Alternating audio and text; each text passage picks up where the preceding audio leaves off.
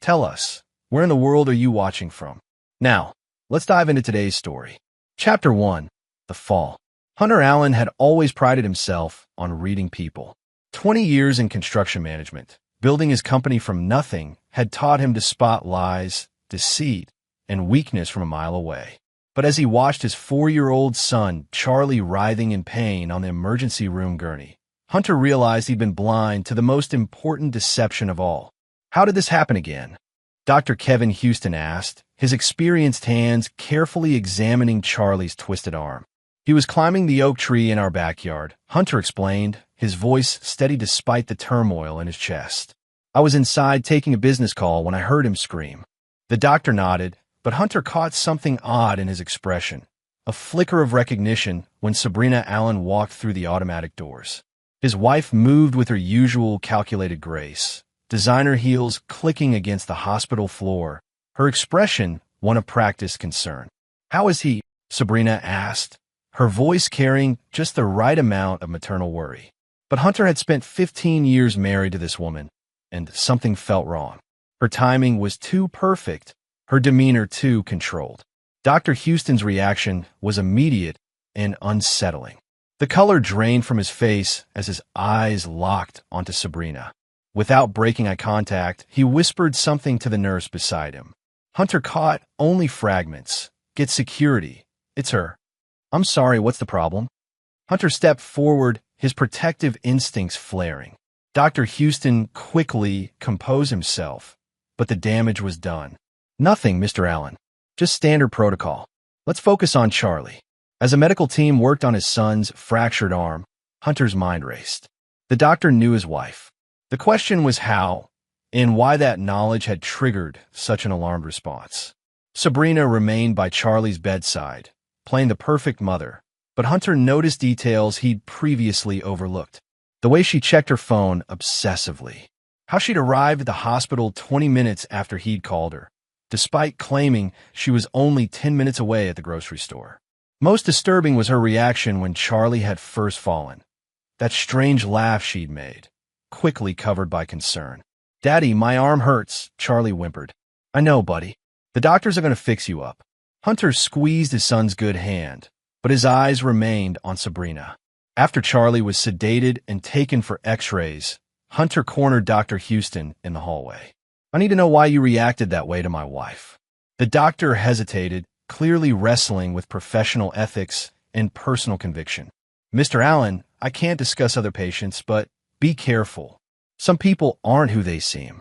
"What does that mean?" "Just watch your son closely, and maybe ask yourself how someone falls from a tree that way. That kind of break usually requires significant force or a very specific angle of impact." Hunter's blood ran cold. "Are you suggesting?" "I'm not suggesting anything officially.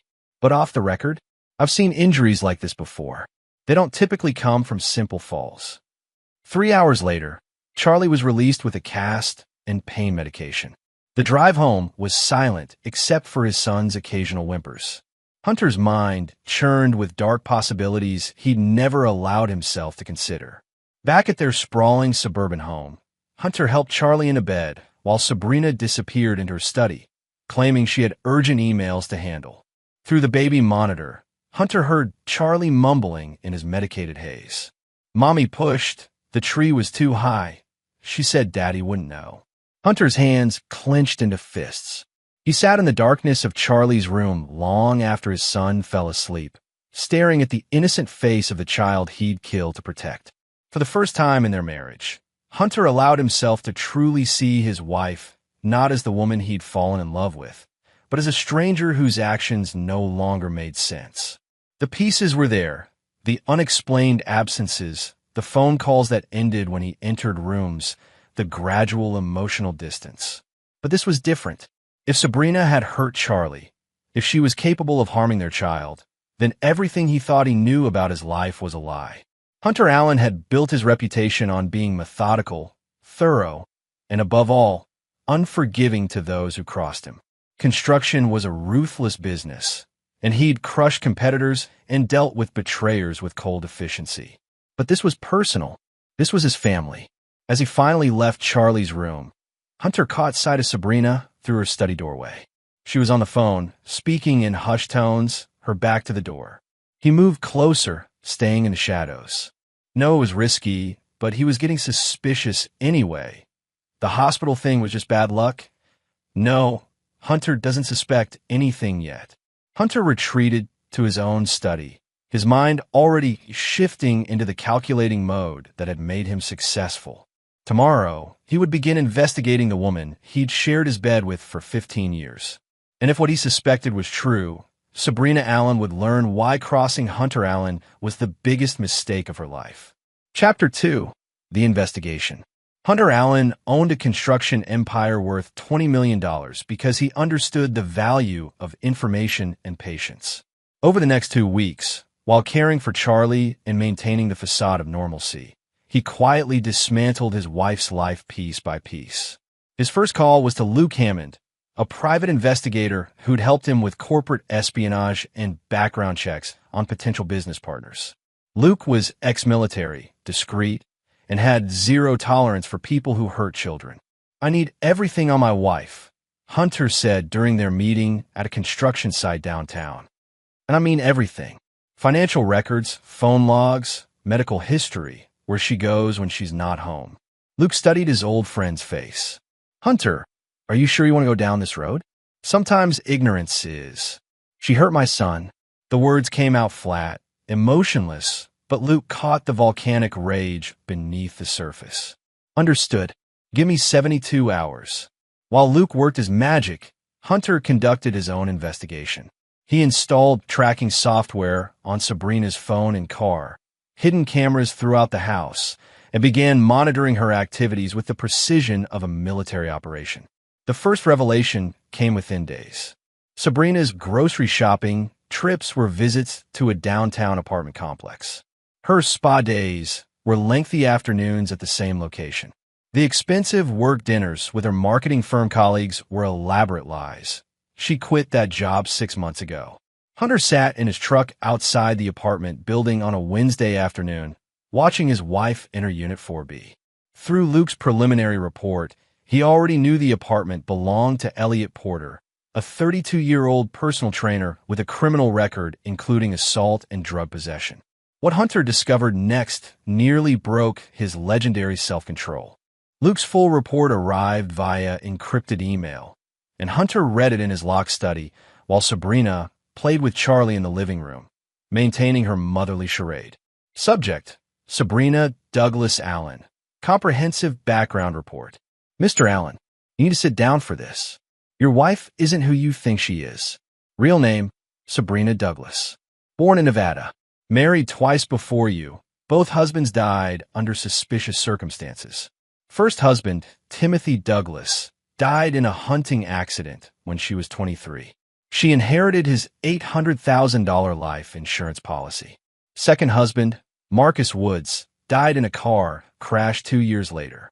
Another $1.2 million payout. She moved to your city 5 years before meeting you and created an entirely new identity. The marketing job, the college degree, even her medical history, all fabricated. More concerning, Dr. Kevin Houston recognized her because she brought another child to that same ER 3 years ago, a little girl with suspicious injuries. The child died 2 days later from complications. The case was never prosecuted due to lack of evidence, but Houston never forgot her face. Current situation: she's been living a double life for at least 8 months with Elliot Porter. Porter has connections to unsavory people, including individuals who specialize in making problems disappear permanently. Final note: I found evidence she's been slowly poisoning you with small doses of antifreeze in your coffee. The symptoms would mimic heart disease.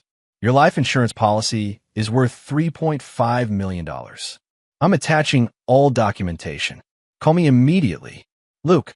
Hunter's hand shook as he scrolled through bank records showing Sabrina's secret accounts, photographs of her with Elliot Porter, and medical records indicating the gradual buildup of toxins in his system, toxins that would eventually kill him and look like natural causes.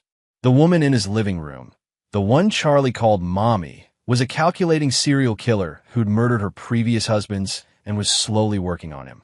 Worse, she'd already started targeting Charlie, probably because a 4-year-old witness was becoming inconvenient. Hunter's phone buzzed with a text from Sabrina. "Working late again tonight. Don't wait up. Kiss Charlie for me." Through his security cameras, he watched her leave 20 minutes later, designer purse in hand, completely unaware that her husband now knew everything. Hunter poured himself 3 fingers of bourbon and sat in his study, staring at surveillance photos of his wife kissing another man, a man who helped her plan murders. For most people, discovering such a betrayal would be devastating. For Hunter Allen, it was clarifying. He'd built his fortune by being 3 steps ahead of everyone else. Competitors who tried to undercut his bids found their equipment mysteriously breaking down. Business partners who attempted to cheat him discovered their other ventures suddenly facing regulatory scrutiny. Workers who stole from his sites were blacklisted industry-wide within days. Hunter Allen didn't just win. He crushed those who opposed him so thoroughly they served as warnings to others. Sabrina had made 3 critical errors. First, she'd underestimated her target. Second, she'd hurt his child. Third, she'd assumed Hunter was just another mark to be manipulated and murdered. She was about to learn why that assumption would cost her everything. Hunter opened his laptop and began typing. By morning, he'd have a comprehensive plan that would destroy both Sabrina and Elliot Porter in ways they couldn't imagine. But first, he had a phone call to make. "Luke, it's Hunter. I need you to expand the operation. We're not just gathering information anymore. We're going to war." Chapter 3. The Setup. Hunter Allen had always believed in the principle of overwhelming force. When a competitor tried to steal his clients, he didn't just outbid them. He bought their suppliers, hired their best workers, and crushed their ability to operate. When dealing with a serial killer masquerading as his wife, the same philosophy applied. 3 weeks after discovering Sabrina's true nature, Hunter had assembled what he privately called his board of war. The meeting took place in the basement of his construction company's headquarters, a soundproof room originally designed for confidential client meetings. Luke Hammond sat across from Hunter, files spread across the table like battle plans. Beside him was Annie Garcia, a forensic accountant who specialized in untangling complex financial crimes.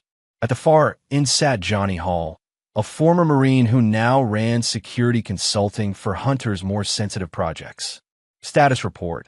Hunter said, his voice carrying the authority that had built an empire. Luke consulted his notes.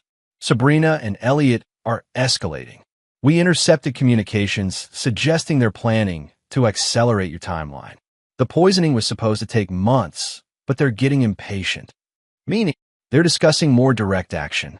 Elliot mentioned a staged home invasion for this weekend while you're supposedly at the construction site in Millfield." Hunter nodded. He'd expected this. Sabrina knew he always worked Saturday mornings on major projects, and their home security system had convenient blind spots she'd probably mapped for Elliot. Annie Garcia opened her laptop. "I've traced Sabrina's financial network. She's got accounts in the Cayman Islands, Switzerland, and Panama. Total liquid assets around $4 million, all from her previous husband's life insurance policies. But here's the interesting part. Elliot Porter isn't just her lover. He's her business partner." Explain. "They've done this before with other couples. Elliot identifies wealthy, isolated targets.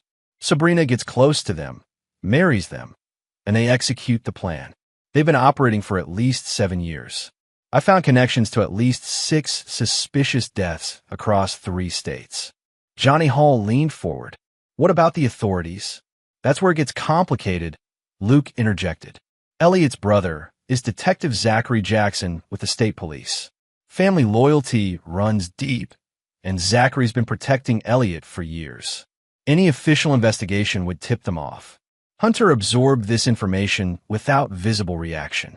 He'd suspected the corruption went deeper than simple murder for insurance schemes. "What about the child who died at the hospital?" "Charlotte Fowler, age 6. Sabrina was dating the girl's father, Marcus Fowler.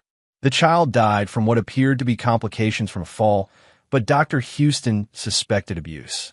Before he could push for a formal investigation, the father died in a car accident and Sabrina disappeared.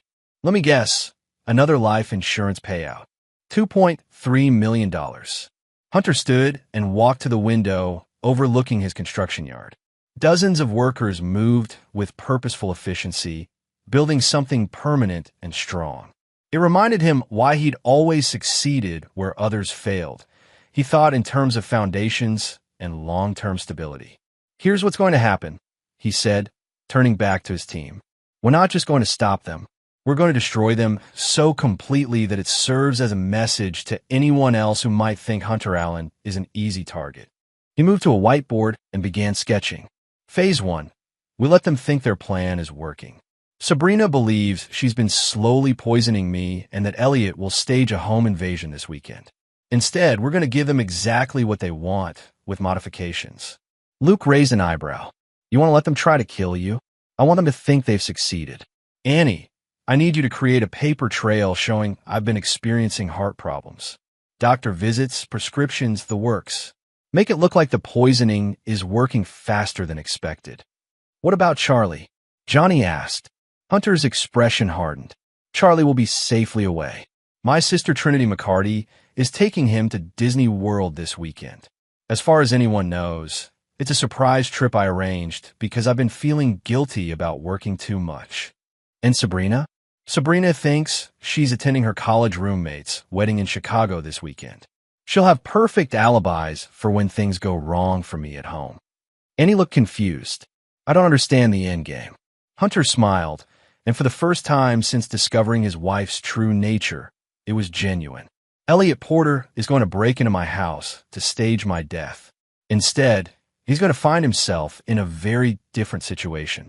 By Sunday morning, both Elliot and Detective Zachary Jackson will be facing choices that will destroy them." "What about Sabrina?" "Sabrina is going to learn that her new widow's inheritance isn't quite what she expected. In fact, she's going to find herself in a position where she'll beg me to take her back. And that's when she'll discover what I do to people who hurt my son." Luke leaned back in his chair. "Hunter, whatever you're planning, make sure you can live with it afterward." Hunter thought about Charlie's broken arm, about the toxins in his bloodstream, about the child who died because no one stopped Sabrina in time. "I can live with anything except letting them hurt more people. We start tomorrow."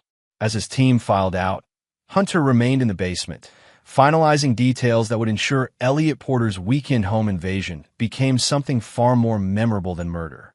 By the time he was finished planning, Hunter realized he was actually looking forward to Saturday night. Chapter 4. The Bait. Friday morning arrived with typical suburban normalcy.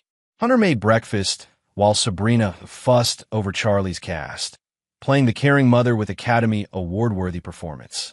Charlie, oblivious to the undercurrents, chattered excitedly about his upcoming trip with Aunt Trinity. "I still think it's excessive, letting him fly across the country just for a theme park," Sabrina said. "Buttering toast with movements a shade too precise." "He's been through trauma," Hunter replied, watching her through the reflection in the kitchen window. "A little distraction will help him heal."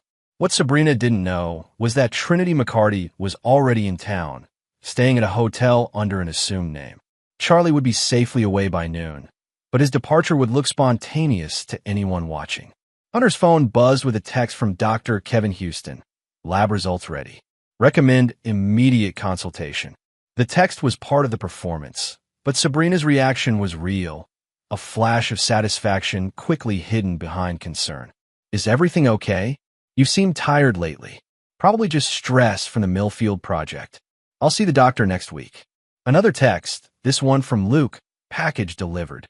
The package was Elliot Porter's weekend assignment. Through carefully planted information, Elliot now believed Hunter would be alone Saturday night, working late at the construction site, and that the house's security system would be down for routine maintenance. What Elliot didn't know was that Hunter would be very much at home, waiting. "I need to run errands," Sabrina announced after breakfast. "Pick up my dress from the dry cleaner. Get a pedicure before the wedding." Hunter kissed her cheek, tasting lies. "Drive safely. I love you. Love you too." As Sabrina's Mercedes pulled out of the driveway, Hunter's real day began. He called Trinity, who arrived within minutes, to collect Charlie. The boy was thrilled to see his aunt and completely bought the story about a surprise vacation. "Take care of Daddy while I'm gone. Charlie told Sabrina when she returned from her errands that afternoon. "I will, sweetheart." The irony was so perfect Hunter almost laughed. That evening, as Sabrina packed for her fictional wedding, Hunter made his final preparations. Hidden cameras were positioned throughout the house. Johnny Hall was stationed in the neighbor's house. The Parson family was conveniently out of town, and their security system had mysteriously malfunctioned, allowing Johnny access. "Test the comms." Hunter spoke into his nearly invisible earpiece. Clear as day, Johnny's voice responded. "Elliot drove by twice in the last hour. He's definitely planning something. And Detective Jackson parked 3 blocks away in an unmarked car. He's running interference if anything goes wrong." Hunter smiled grimly. Both men thought they were hunting a lone victim. They had no idea they'd wandered into a predator's territory. At 8 p.m., Sabrina kissed him goodbye with the same lips that had probably kissed her previous husbands before their deaths. "I'll call when I land. Have fun at the wedding." The house felt different after she left. Not empty, but pregnant with possibility. Hunter changed into dark clothing and reviewed his preparations one final time. In the basement, Johnny Hall's military expertise had helped create what looked like a home gym, but was actually a specialized interrogation facility. Soundproof walls, restraints that appeared to be exercise equipment, and cameras positioned to capture everything. At 10 p.m., Hunter received the expected call from Sabrina. Airport noise in the background, perfectly staged. "Just boarding now. The flight's delayed, so I won't land until after midnight. Safe travels. Love you." At 11:47 p.m., motion sensors detected Elliot Porter approaching the house through the backyard.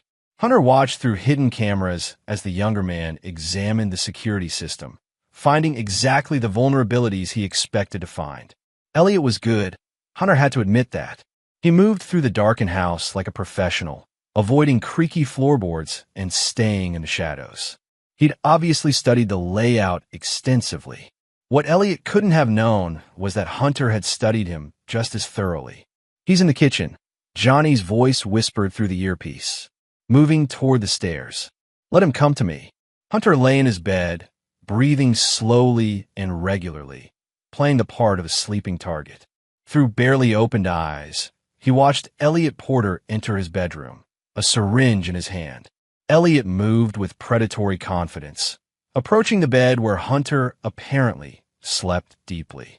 The syringe was probably loaded with enough poison to kill a horse, Sabrina's new method for when patience ran out. Elliot raised the syringe. Hunter's hand shot out like a striking snake, crushing Elliot's wrist. The younger man's cry of pain was cut short by Hunter's other hand clamping over his mouth. "Hello, Elliot. We need to talk." Elliot's eyes went wide with shock and terror as Hunter's grip tightened. The syringe fell to the floor as Elliot realized his perfect victim had become his worst nightmare. "Not if you understand," Hunter whispered. Elliot nodded frantically. "Good, because we're going downstairs, and you're going to tell me everything about you and my wife. And Elliot, if you try to run, if you try to fight, if you even think about calling for help, I'll make sure you live just long enough to regret it." Chapter 5, The Confession. In the basement of Hunter Allen's house, Elliot Porter learned the difference between being a predator and being prey. Hunter had zip-tied Elliot's hands to a weight bench with restraints that looked like standard gym equipment, but were designed for much darker purposes. A few feet away, hidden cameras captured every word and expression. "Let's start simple," Hunter said, settling into a chair across from his captive. "How many people have you and Sabrina killed?" Elliot's face was swollen from Hunter's initial restraint, his broken wrist cradled awkwardly, but his eyes still held defiance. "I don't know what you're talking about." Hunter nodded to Johnny Hall, who stepped from the shadows holding Elliot's cell phone. "We intercepted your communications. We know about the insurance payouts, the previous husbands, the children who got in the way. You can't prove anything." "I don't need to prove anything in court, Elliot. This isn't about justice. It's about information." Hunter stood and walked to a tool rack along the basement wall. Construction work had familiarized him with implements designed to apply precisely controlled pressure to various materials. "You see, I learned something interesting about you. Your brother, Detective Zachary Jackson, has been covering your tracks for years. Family loyalty is admirable, but makes you both vulnerable. Elliot's confidence began to crack. What do you want? Everything. Names, dates, methods, bank accounts. How you target victims, how you eliminate witnesses, how long you've been operating. And if I don't tell you? Hunter selected a heavy-duty bolt cutter from the rack. Then I start removing pieces until you do. Beginning with fingers, moving to toes, then more essential parts. The color drained from Elliot's face. You're insane. No, Elliot. I'm practical. You and Sabrina hurt my son. You've been slowly poisoning me for months. You killed at least 6 other people, including a child. Insanity would be letting you live after this conversation. Hunter's matter-of-fact tone was more terrifying than any shouting. Elliot began to understand he wasn't dealing with a typical victim. Zachary will come looking for me. Your brother is sitting in his car 3 blocks away, waiting for your all-clear signal. But he's not going to get one. Hunter showed Elliot his own phone, displaying a text message ready to send. All done. Target eliminated. Heading home. 1 button press, and Zachary thinks you're safe at home. By the time he realizes something's wrong, this conversation will be over. Elliot stared at the message, realizing the completeness of his situation. What do you want to know? Everything.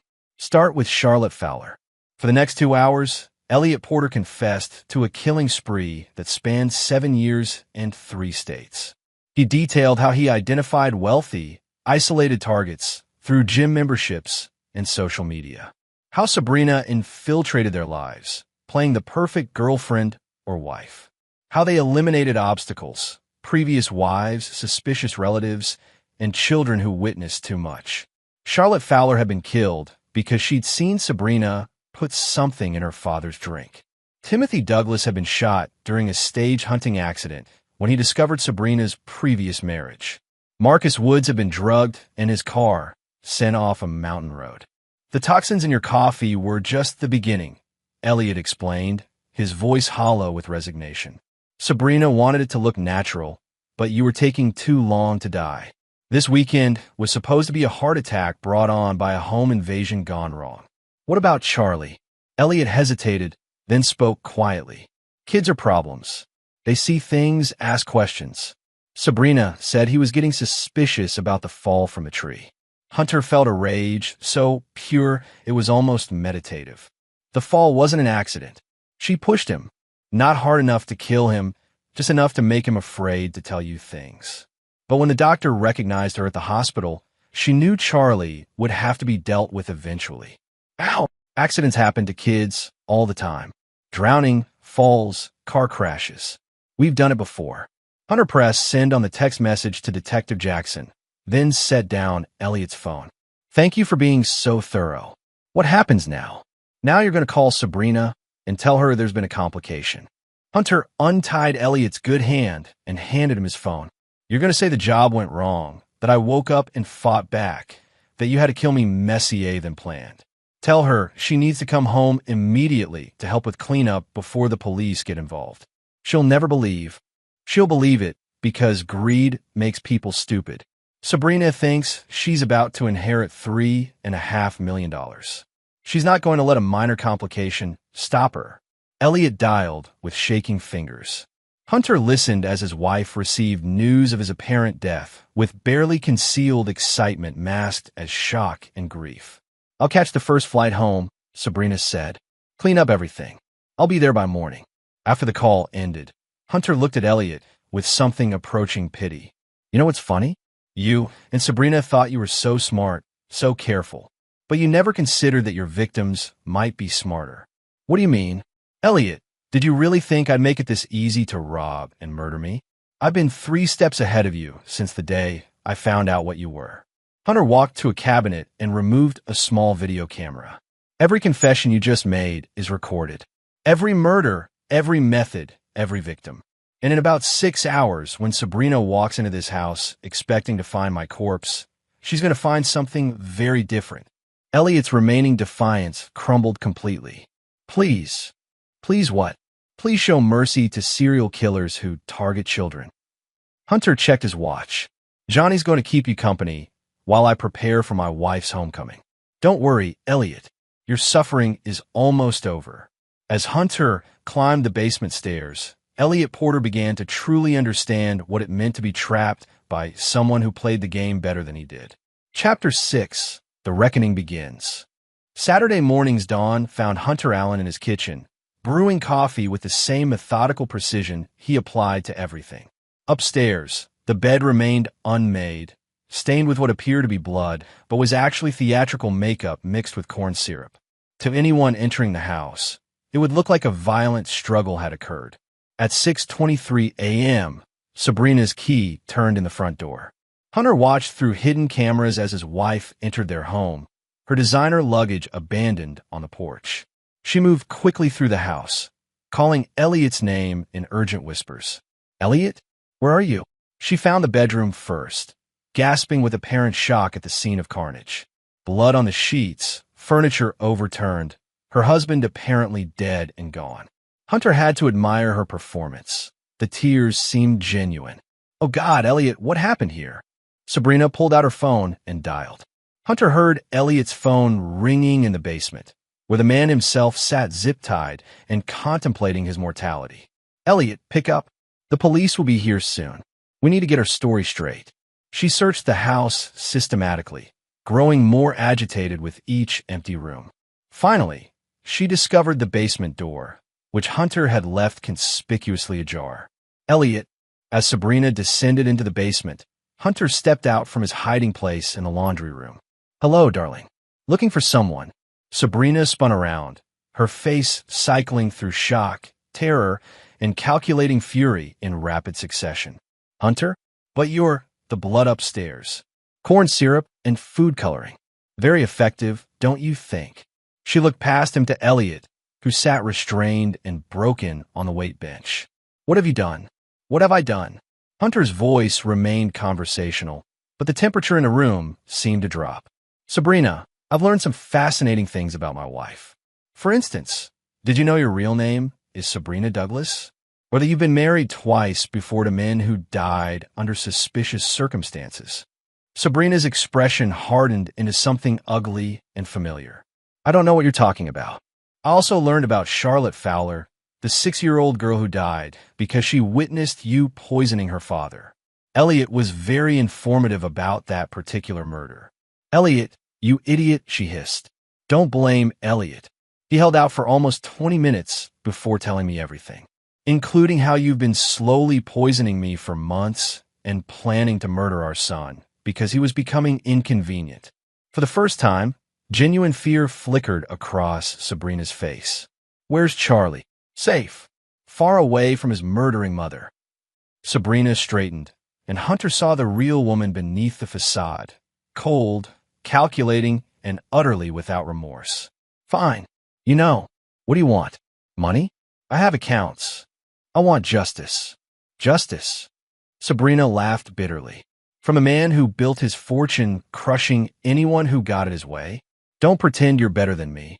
Hunter, you're just angry you got outplayed." "Actually, I wasn't outplayed. Watch." Hunter activated a wall-mounted monitor that began playing Elliot's recorded confession. Sabrina's face went pale as she heard her partner detailing their murder spree in graphic detail. This recording, along with all supporting evidence, is currently in the possession of FBI Special Agent Malia Thomas. Agent Thomas specializes in interstate murder conspiracies and has been very interested in your activities. "You're lying. I'm practical. Did you really think I'd handle this alone?" Elliot's confession implicates Detective Zachary Jackson in obstruction of justice and accessory to murder charges. Your brother-in-law is probably being arrested as we speak. As if summoned by his words, Hunter's phone rang. He answered on speaker. "Mr. Allen? This is Agent Thomas. We have Detective Jackson in custody. He's already started talking about his brother's activities in exchange for a reduced sentence." Sabrina stared at the phone in horror. Zachary would never. "Zachary has a wife and 2 young children," Agent Thomas continued. "When faced with life in prison versus cooperation, family loyalty became relative." Hunter ended the call and looked at his wife with something approaching satisfaction. "Elliot, Detective Jackson, and you are all going to prison. The evidence is overwhelming, And now that Jackson's cooperating, prosecutors won't need to rely solely on Elliot's confession. This is impossible. You can't have planned all this. Sabrina, I've been planning this since the day I found out what you were. Every move you've made, every decision Elliot and Jackson made, has been guided by information I wanted you to have. Hunter moved closer, and Sabrina instinctively backed away. You see, I learned something important about you and Elliot. You're not as smart as you think you are. Smart killers don't operate in the same geographical area for 7 years. Smart killers don't keep detailed records of their crimes. And smart killers certainly don't trust family members with corrupt cops to keep them safe. What do you want from me? Nothing. You're finished, Sabrina. But before the FBI takes you away, I want you to understand something. Hunter's voice became deadly quiet. You hurt my son. You tried to kill me. You murdered at least 6 people, including a child.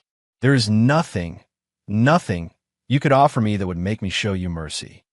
Hunter, please. The only question now is whether you cooperate with authorities and spend life in prison, or whether you fight the charges and risk the death penalty. Sabrina looked around desperately, seeing no escape, no angle to work, no way to manipulate her way out of the trap that had closed around her. How long have you known? Since the night Charlie broke his arm. Dr. Houston remembered you from when Charlotte Fowler died. And you've been planning this since then? I've been planning your destruction since then. And Sabrina, this is just the beginning. Chapter 7, The Unraveling. The federal courthouse in downtown Los Angeles had seen many high-profile cases, but the trial of Sabrina Douglas Allen drew particular attention. Serial killers who targeted their own families struck a primal fear in the American psyche, and the media circus was relentless. Hunter Allen sat in the front row of the gallery, watching his wife of 15 years face a jury of her peers. 6 months had passed since her arrest, and the federal prosecution had built an airtight case using Elliot's confession, Detective Jackson's cooperation, and the mountain of evidence Hunter's team had gathered. Sabrina looked different now. The designer clothes and perfect makeup had been replaced by an orange jumpsuit and institutional pallor.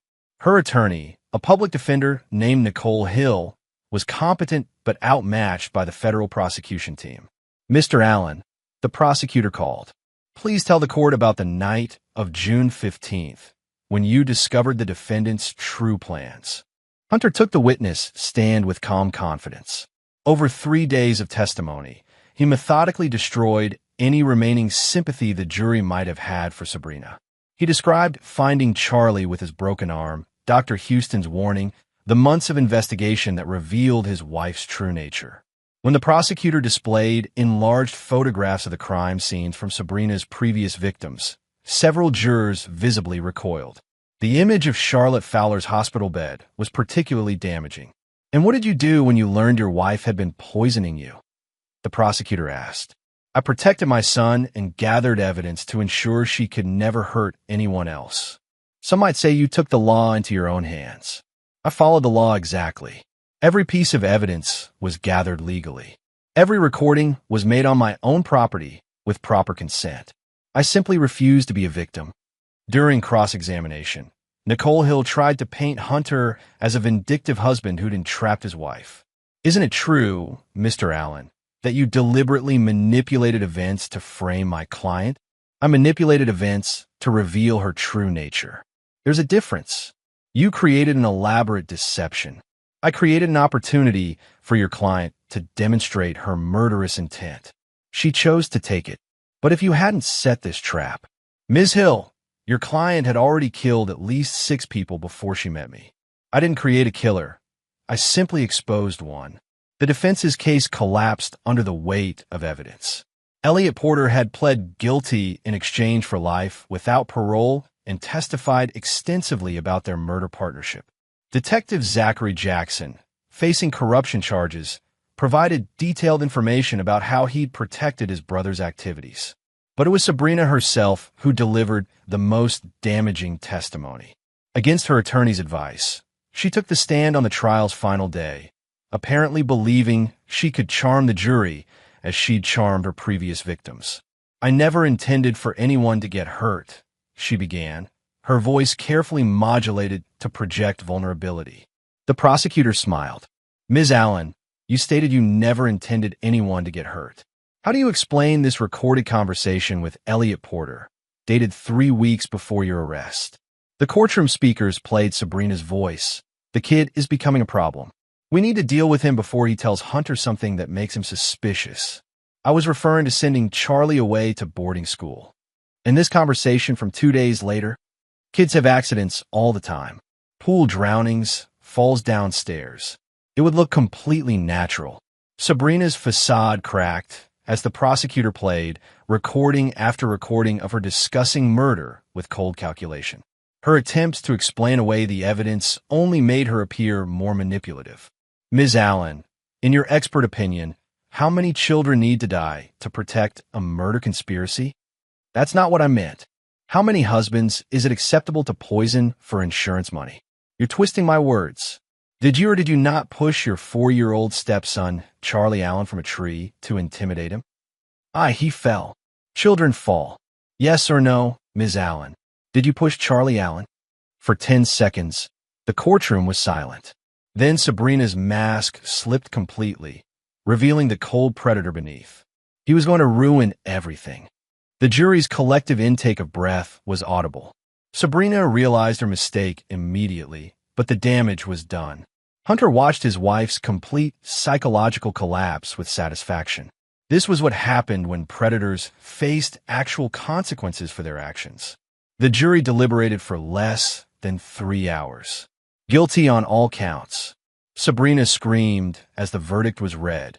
Her composure finally shattered completely. This isn't fair. Hunter set me up. He manipulated everything. Judge Luke Hammond, coincidentally sharing a name with Hunter's private investigator, called for order. Ms. Allen, you will have an opportunity to address the court at sentencing. As bailiffs led Sabrina away, she caught Hunter's eye across the courtroom. The look she gave him was pure hatred, but also recognition. She finally understood that she'd never been hunting Hunter Allen. He'd been hunting her. After the trial, Hunter stood on the courthouse steps, surrounded by reporters. Mr. Allen, how does it feel to see your wife convicted? I feel justice has been served for Charlotte Fowler, Timothy Douglas, Marcus Woods, and all the other victims. What's next for you and your son? We're moving forward. Charlie's young enough to heal from his trauma, and we have excellent support systems. Do you harbor any resentment toward your wife? Hunter considered the question carefully. Resentment implies ongoing emotion towards someone who no longer matters. Sabrina Douglas Allen is a problem that's been solved. That evening, Hunter returned to his house, which he'd already put on the market. Too many bad memories, too much contamination from Sabrina's presence. He and Charlie would start fresh in a new city, far from the scene of their trauma. In his study, Hunter reviewed the final reports from his team. Elliot Porter would die in prison. Detective Jackson faced 10 years for corruption. Sabrina would likely receive the death penalty, though appeals would drag on for years. More importantly, the investigation had identified 3 other potential victims Sabrina and Elliot had been monitoring. Those people had been quietly warned and were now safely aware of the danger they'd unknowingly faced. Hunter Allen had built his fortune by being thorough, patient, and utterly ruthless with those who crossed him. In the case of his wife's betrayal, those qualities had served justice. Charlie bounded into the study, his cast finally removed, his arm fully healed. Daddy, when do we see the new house? Tomorrow, buddy. Are you excited? Yeah, we'll have a big tree to climb. Hunter smiled, remembering simpler times when his biggest worry was whether his son would scrape his knee playing outside. The biggest tree you've ever seen. But we'll build a proper tree house this time, with safety railings and everything. Can Aunt Trinity help? Of course. Family takes care of family. As Charlie ran off to play, Hunter reflected on the lessons of the past year. Trust was precious and easily shattered. Family, real family, was worth protecting at any cost. And some betrayals were so fundamental they could never be forgiven. But he'd learned something else. Sometimes the best revenge was simply ensuring that justice was served completely and publicly. Sabrina Douglas Allen had spent years believing she was smarter than everyone around her. She died believing she could manipulate and murder without consequences. She'd been wrong on both counts. Chapter 8. Retribution. The federal penitentiary in Victorville, California, was not designed for comfort. Sabrina Douglas Allen had spent 8 months in administrative segregation, awaiting the conclusion of her appeals process. Her death sentence had been upheld at every level, and her execution date was now 6 weeks away. Hunter Allen made the drive from his new home in San Diego on a gray Tuesday morning in February. The visiting room was sterile and heavily monitored, designed to prevent any contraband exchange or unauthorized communication. Sabrina looked older than her 42 years. Prison had stripped away the last vestiges of the beautiful, charming woman who'd once seduced wealthy men to their deaths. Her hair had grown gray, her skin pale and lined with stress. "I wasn't sure you'd come," she said, settling into the plastic chair across from him. "I wanted to see you one last time, to gloat, to close the book."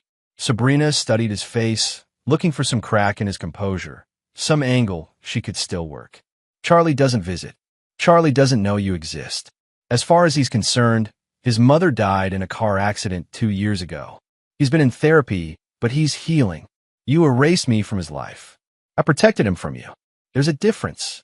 They sat in silence for several minutes, the weight of their shared history and mutual destruction heavy between them.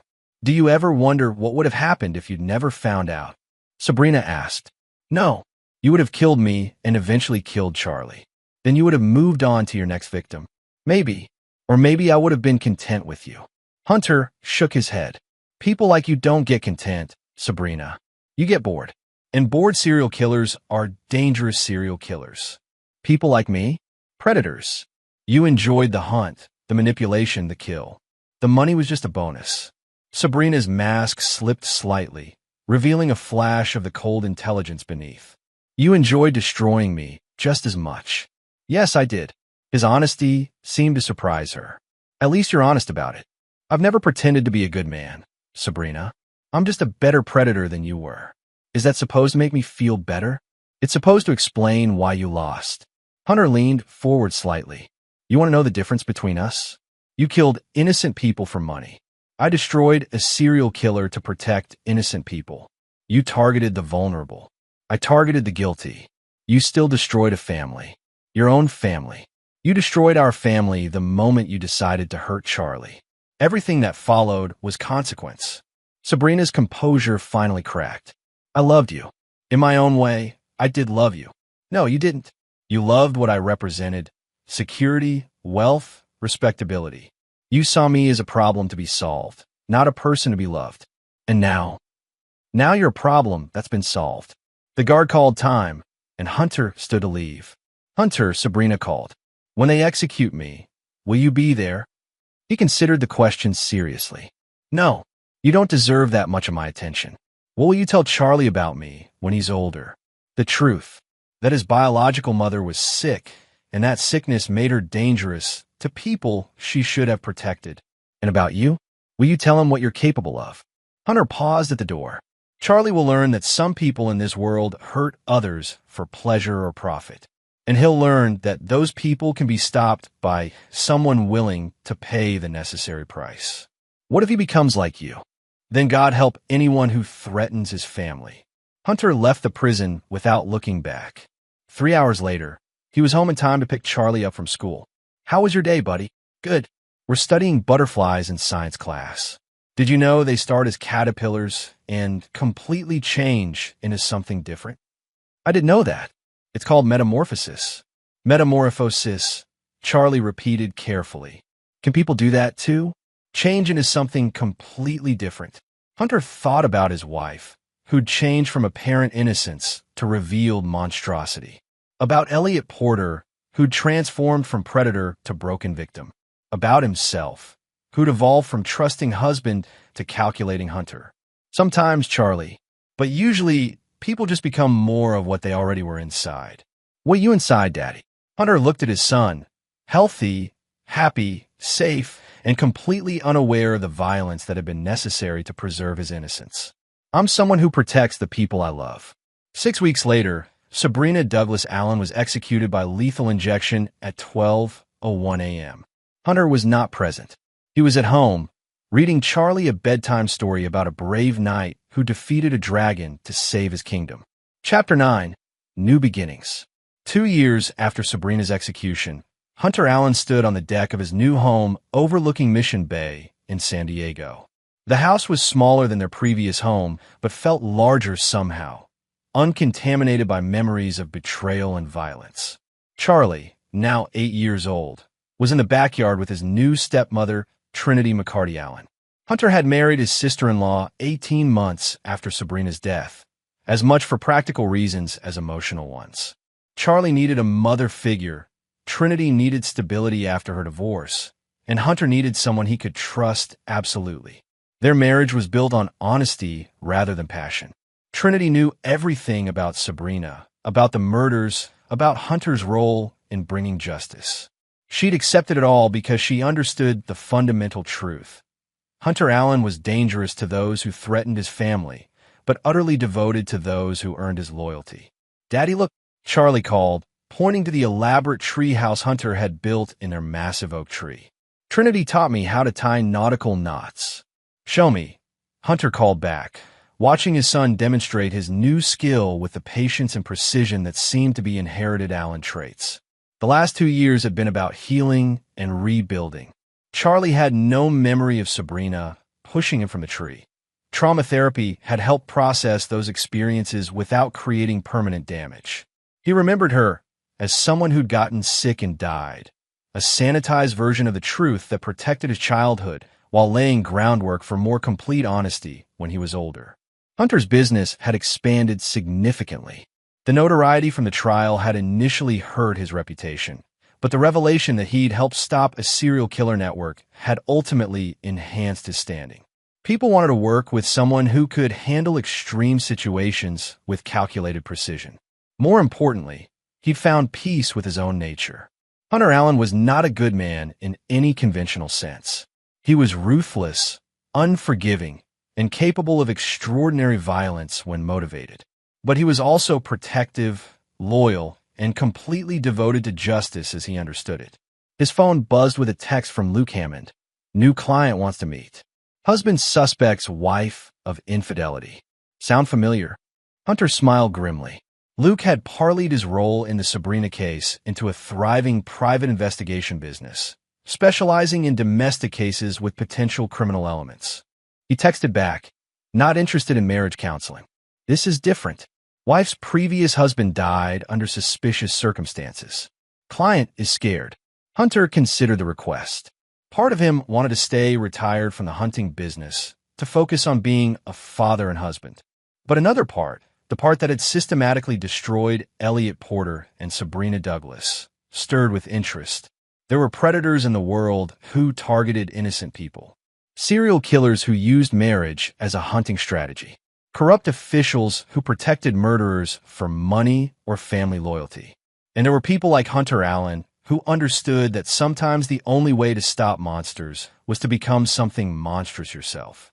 "Daddy, come up," Charlie called from the treehouse. Trinity made sandwiches. Hunter looked up at his son, healthy, happy, safe, and completely innocent of the violence that swirled around him. Charlie would grow up knowing he was protected, knowing his father would move heaven and earth to keep him safe. "Coming, buddy." Hunter climbed the ladder Trinity had insisted on installing, joining his family in their carefully constructed refuge above the dangers of the world. As they ate lunch in the treehouse, Charlie chatted about school, friends, and plans for the weekend. Trinity listened with the focused attention of someone who understood how precious these moments were. "Can we go to the beach tomorrow?" Charlie asked. "Of course," Hunter replied. "We'll make a whole day of it. Will you teach me to surf?" "When you're a little older. But I'll teach you to read the currents, to understand when water is safe and when it's dangerous." Charlie nodded seriously, absorbing the lesson that everything in life required careful assessment of risk and benefit. After lunch, as Trinity helped Charlie with homework, Hunter returned to his study and considered Luke's text. Somewhere in the city, a man was living with a woman who might be planning his death. That man was probably experiencing the same growing unease Hunter had felt in the weeks before discovering Sabrina's true nature. The difference was that this potential victim had reached out for help before it was too late. Hunter opened his laptop and typed a response to Luke, set up the meeting. I want to hear what he has to say. Because predators never stopped hunting. They found new victims, new schemes, new ways to exploit human trust and vulnerability. And sometimes the only way to stop them was to hunt them first. Hunter Allen had learned to live with his own nature.